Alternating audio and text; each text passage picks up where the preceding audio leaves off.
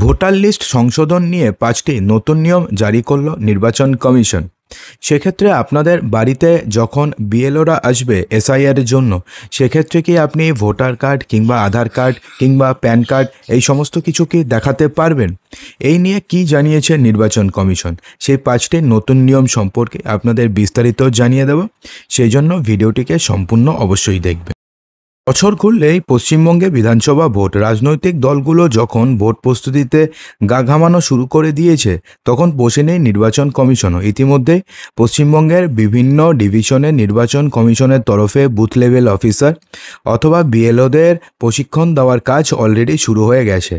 যে প্রশিক্ষণে বিশেষ জোর দেওয়া হয়েছে ভোটার তালিকায় বিশেষ নিবিড় সমীক্ষা বা স্পেশাল ইন্টেন্সিভ রিভিশন অথবা এসআইআর এর ওপরে। সেক্ষেত্রে বিএলওদের দেওয়া নির্দেশিকায় ছত্রে ছত্রে কমিশন মনে করিয়ে দিয়েছে যে বিএলওদের কাজ করতে হবে কমিশনের অধীনে। কোনো রকমের পক্ষপাত তারা করতে পারবেন না। করলে কতদিন জেল বা কত টাকা জরিমানা হতে পারে তাও উল্লেখ করে দেওয়া হয়েছে নির্দেশিকাতে। সেই সঙ্গে মুখ্যমন্ত্রী মমতা ব্যানার্জিও কিন্তু তিনি বলেছেন যে বিএলওকে কাজ করতে হবে রাজ্য সরকারের অধীনেই, কারণ নির্বাচন কমিশন শুধুমাত্র নির্বাচনের সময়, নির্বাচনের আগে এবং পরে রাজ্য সরকারই থাকবে। তো সেক্ষেত্রে এটা নিয়ে আমরা খুব একটা বিস্তারিত আলোচনায় যাচ্ছি না। এটা নিয়ে আপনারা কি মনে করেন কমেন্ট বক্সে জানান। তো এসআইআর অথবা ভোটার তালিকা সংশোধনের যে নতুন নিয়মগুলো করা হয়েছে, তার মধ্যে প্রথমে রয়েছে বাড়ি বাড়ি গিয়ে সমীক্ষা। এসআইআর কার্যকর করতে বাড়ি বাড়ি পৌঁছে তথ্য সংগ্রহ করতে হবে বিএলওদের। কোন বাড়ির কতজন সদস্য রয়েছে, তাদের মধ্যে কে মৃত, কে অন্যত্র থাকেন, নথি সহকারে সেই তথ্য সংগ্রহ করতে হবে। প্রত্যেক বাড়িতে দিতে হবে এসআইআর সংক্রান্ত ফর্ম। তারপরে নির্দিষ্ট সময়ের পরে সেই ফর্ম সংগ্রহ করে জমা দিতে হবে কমিশনকে। একটা প্রশ্ন সবার মাথাতে ঘোরাফেরি করছে, সেটা হচ্ছে বিএলও গিয়ে যদি দেখে যে কোনো বাড়ি তালাবন্ধ আছে, তো সেক্ষেত্রে কি হবে? বিএলএ যদি কোনো বাড়িতে গিয়ে দেখেন যে সেই বাড়ি তালাবন্ধ, তাহলে সেক্ষেত্রেও নির্দেশিকাতে স্পষ্ট বিধি উল্লেখ করে দেওয়া হয়েছে।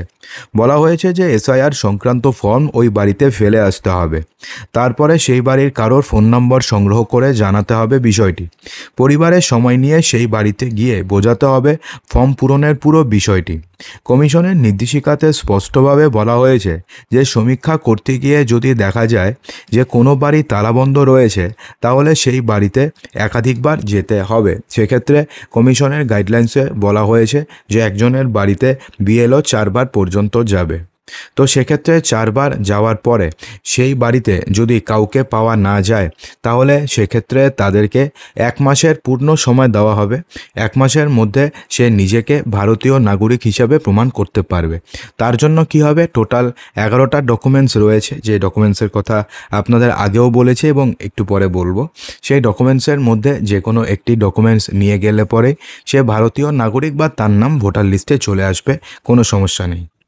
এখন প্রশ্নটি হচ্ছে কি কি নথি প্রয়োজন, অর্থাৎ বিএলও যদি আপনাদের বাড়িতে আসে, তাহলে সেক্ষেত্রে আপনি কি কি নথি দেবেন। তো বিহার এসআইআর 11টি নির্দিষ্ট নথি করে দিয়েছিল কমিশন, যার মধ্যে আধার কার্ড, রেশন কার্ড, ভোটার কার্ডের মতন নথি ছিল না। আবার যে 11টি নথির উল্লেখ ছিল, তার মধ্যে এমন কয়েকটি নথির উল্লেখ রয়েছে যার অস্তিত্ব বিহারের নেই, যেমন জাতীয় নাগরিক পঞ্জি বা এনআরসি, পারিবারিক রেজিস্টার। এ নিয়েও বিতর্ক রয়েছে বর্তমানে বিহারে। তবে পশ্চিমবঙ্গের ক্ষেত্রে এখনও কোনো নথি নির্দিষ্ট করেনি কমিশন। তবে বিএলওদের দেওয়া নির্দেশিকাতে বলা হয়েছে যে অনেকগুলি নথি থাকবে, তার মধ্যে যে কোনো একটি থাকলে ভোটার তালিকাতে সংশ্লিষ্ট ব্যক্তির নাম বৈধ বলে নথিভুক্ত হয়ে যাবে। 2003 সালে বিহারে শেষবার এসআইআর হয়েছিল এবং পশ্চিমবঙ্গে শেষবার এসআইআর হয়েছিল 2002 সালে। বিহারের ক্ষেত্রে কমিশন বলেছিল যে যাদের নাম 2003 সালের ভোটার তালিকায় রয়েছে এবং জীবিত থাকলে তাদের নাম থাকবে ভোটার তালিকাতে, নতুন করে কোনো নথি তাদের দিতে হবে না। এবং পশ্চিমবঙ্গের ক্ষেত্রে সেই সময়টি হচ্ছে 2002 সাল। তার কারণ 2002 সালে ভোটার লিস্ট যখন তৈরি হয়েছিল, সেই সময়তে এসআইআর হয়েছিল। তো অর্থাৎ 2002 সালে যদি কারোর নাম ভোটার লিস্টে থাকে, তাহলে তাকে আর এক্সট্রা করে কোনো ফর্ম দিতে হবে না। কিন্তু 2002 পরে যদি কেউ ভোটার লিস্টে ইনক্লুডেড হয়, সেক্ষেত্রে তার ফর্ম তাদেরকে অর্থাৎ বিএলওদের দিতে হবে। রয়েছে সেটা হচ্ছে নজরি ম্যাপ। পুর নিগম বা পুরসভা এলাকায় বাড়ির হোল্ডিং নম্বর থাকলেও পঞ্চায়েত এলাকাতে অনেক বাড়ির ক্ষেত্রেই বাড়ির নম্বর থাকে না। এসআইআর প্রক্রিয়ায় বিএলওদের বাড়ির নম্বর দিয়ে মানচিত্র তৈরি করতে হবে, যাকে কমিশনের পরিভাষায় স্পষ্টভাবে বলা হচ্ছে নজরি ম্যাপ। ধরা যাক যে দুটি বুথ নিয়ে একটি গ্রাম পঞ্চায়েতের আসন রয়েছে।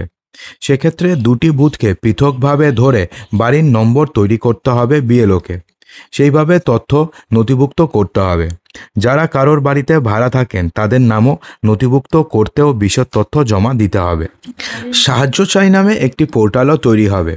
কমিশনের নির্দেশিকাতে স্পষ্টভাবে বলা হয়েছে যে বুথ এলাকাতে প্রবীণ বিশিষ্ট মানুষদের নিয়ে একটি গোষ্ঠী তৈরি করতে হবে, যাদের নির্দিষ্ট এলাকা সম্পর্কে সম্যক একটা ধারণা রয়েছে, যারা জানেন যে কোন পরিবারের কে অন্যত্র চলে গিয়েছেন বা মৃত, যার ফলে সমীক্ষার কাজ অনেকটাই মসৃণ হবে। তবে সমীক্ষার মূল কাজ করতে হবে কিন্তু বিএলও দেরি। এরপরে যেটা রয়েছে সেটা হচ্ছে বিএলও অ্যাপ। ডিজিটাল প্রক্রিয়ায় প্রত্যেকের ফর্ম পূরণ করে জমা দিতে হবে বিএলওদের। বিএলও অ্যাপ ডাউনলোড করে রাখতে হবে, তার মাধ্যমে জমা দিতে হবে সমস্ত তথ্য। অর্থাৎ যারা বিএলও থাকবেন, অলরেডি প্রায় 1000 বিএলওদের প্রশিক্ষণ দেওয়ার কাজ সম্পূর্ণ হয়ে গেছে। তো সেক্ষেত্রে যারা বিএলও থাকবেন তাদের কাছে একটা অ্যাপ থাকবে, যেই অ্যাপে ডিজিটাল প্রক্রিয়াতে প্রত্যেকের ফর্ম পূরণ করতে হবে এবং সেই অ্যাপের মাধ্যমেই সেই ফর্ম পূরণ করে জমা দিতে হবে বিএলওদের। বিএলও অ্যাপ যেই অ্যাপটি রয়েছে সেই অ্যাপটিকে ডাউনলোড করে রাখতে হবে। ঠিক আছে, সেক্ষেত্রে কমিশনের নির্দেশিকাতে স্পষ্টভাবে বলা হয়েছে যে অনেকের ক্ষেত্রে হয়তো দেখা যাবে যে ভোটার কার্ডের সঙ্গে আধার কার্ডের সংযুক্তিকরণ নেই। এটা তো বেশিরভাগই, কারণ ভোটার কার্ডের সাথে অনেক মানুষেরই আধার কার্ডের সংযুক্তিকরণ নেই। সেক্ষেত্রেও বিএলও সংশ্লিষ্ট অ্যাপের মাধ্যমে সংযুক্তিকরণের ফর্মও পূরণ করতে পারবেন। অর্থাৎ সেক্ষেত্রে বিএলও যদি চান বা সেই নাগরিক যদি বলেন, তাহলে তিনি সেই অ্যাপের মাধ্যমে আধার কার্ডের সাথে ভোটার কার্ডের সংযুক্তিকরণের প্রক্রিয়াটিও সম্পূর্ণ করতে পারবেন। তো বন্ধুরা, আশা করব যে ভিডিওটিতে আপনাদের সমস্ত কিছুই সঠিকভাবে বোঝাতে পেরেছি। যদি ভিডিওটি আপনাদের ভালো লেগে থাকে তো লাইক করবেন, বন্ধুদের মাঝে প্রচুর শেয়ার করবেন এবং চ্যানেলটিকে সাবস্ক্রাইব অবশ্যই করবেন।